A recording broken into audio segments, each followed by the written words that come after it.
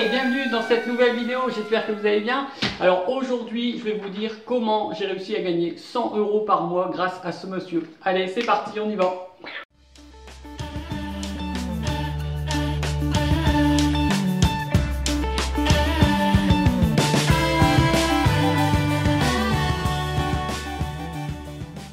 Alors voilà, dans la vidéo précédente, vous avez vu, je vous ai posé une question, est-ce qu'il vaut mieux acheter ou louer sa résidence principale?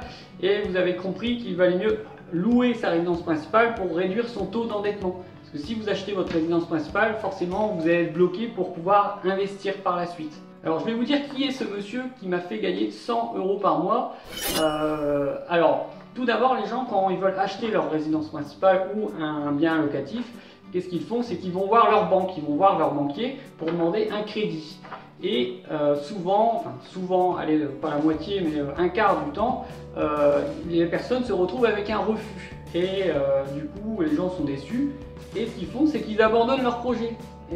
Et au lieu d'aller voir d'autres banques, en fait, on pourrait aller voir, je sais pas, 3, 4 banques. J'ai vu une personne qui a été voir 10 banques pour trouver son financement. Mais à persévérer, il a réussi à avoir son crédit et à pouvoir réaliser son projet.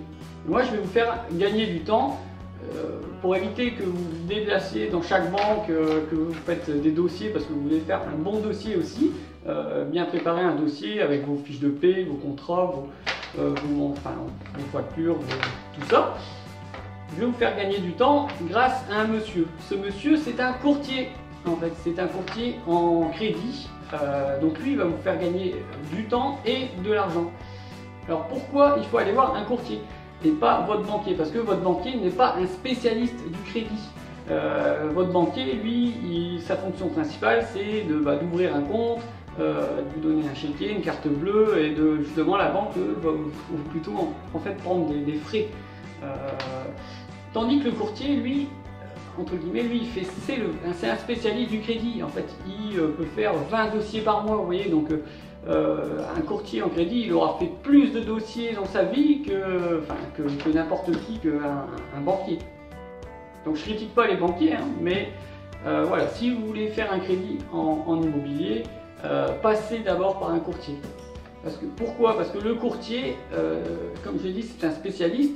Lui, ce qu'il va faire, c'est qu'en fonction de votre profil, si vous êtes en profession indépendante, si vous êtes fonctionnaire, eh bien, il va savoir dans quelle banque taper. Et en plus, l'avantage, c'est que lui, le courtier, a directement accès au siège. En fait, il va directement envoyer le dossier au siège. Ça évite de passer vous allez passer par une agence, en fait, que l'agence, eux, vont transmettre au siège, et tout ça, en fait, ça prend du temps. Donc si vous passez directement par courtier, déjà, vous allez gagner beaucoup de temps sur un dossier.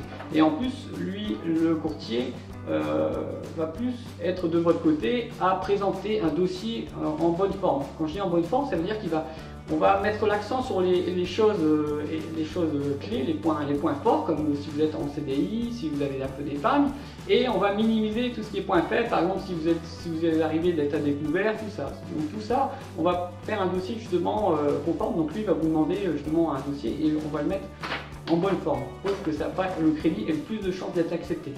Alors oui, alors je vous dis comment j'ai réussi à gagner 100 € par mois. C'est tout simplement, en fait, j'ai fait un rachat de crédit. Alors voilà, je vous explique. Moi, j'avais acheté ma résidence principale en 2012. Je payais 800 € par mois à un taux de 4%. Oui, à l'époque, en 2012, les taux étaient assez élevés. La première chose que j'ai fait, c'est que je suis allé voir ma banque pour négocier mon prêt. Et malheureusement, de 4%, ils me proposaient 3,95. Donc c'était vraiment, il n'y avait pas grand chose. Donc ce que j'ai fait, c'est que je suis allé voir ce courtier et il m'a trouvé un taux à 1,8. Vous voyez, donc je suis passé de 4% à 1,8. Ce qui m'a fait, en fait, j'ai gardé la même durée du prêt, donc 20 ans, enfin 18, c'était 18 ans, mais j'ai diminué la mensualité. Donc au lieu de payer 800 €, aujourd'hui je paye plus que 700 € pour ma résidence principale. Voilà comment j'ai gagné 100 € tous les mois après 2 rendez-vous avec mon courtier. Bon, par contre, la contrepartie, c'est que j'ai dû changer de banque.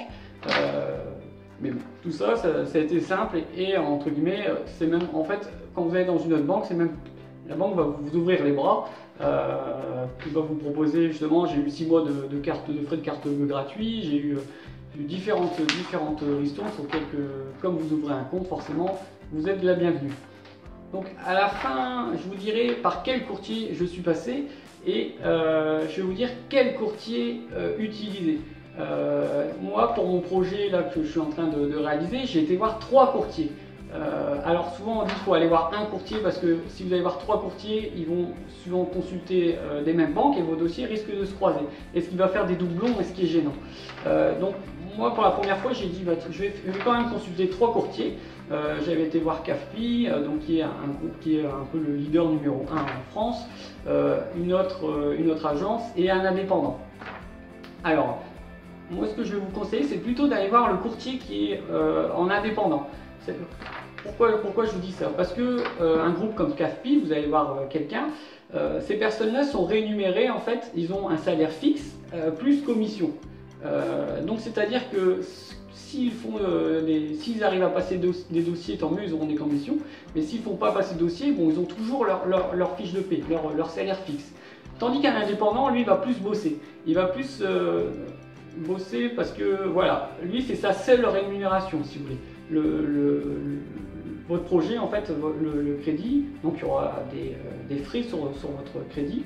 Le courtier, en fait, lui est rémunéré à peu près, donc ce montant maximum c'est 1% en fait du coût du crédit. En général, c'est pas plus de 1000 € quoi. Hein.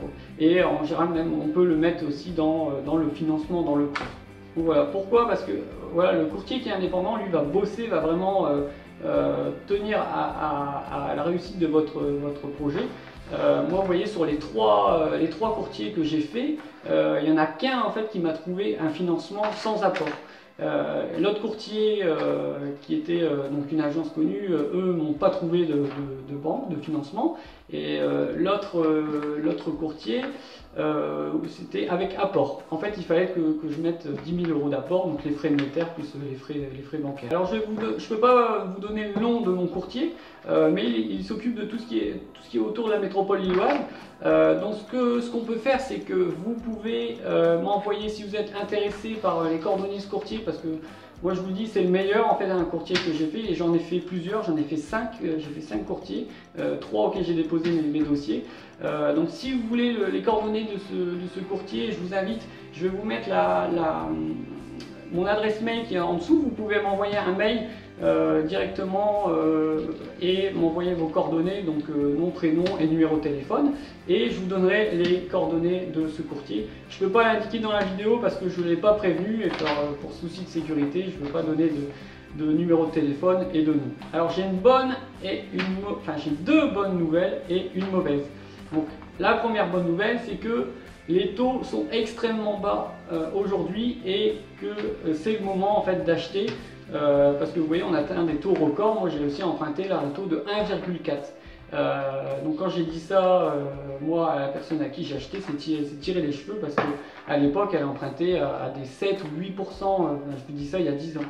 Et en plus en taux fixe. Alors il faut savoir qu'on est un des rares pays en France à faire des prêts en taux fixe. La plupart des pays de l'Union européenne sont en taux variable capé. Ah oui, alors l'autre bonne nouvelle, c'est que si vous allez voir un courtier et que finalement vous ne décidez pas de passer par la banque à qui vous a trouvé le financement, vous n'avez pas besoin de rémunérer le courtier en fait. Le courtier est rémunéré seulement si vous signez avec la banque qui l'a trouvé. Donc ça c'est bien parce qu'entre guillemets, si vous cherchez un bien et que le courtier n'a pas trouvé de financement, vous n'avez pas à le payer. Voilà.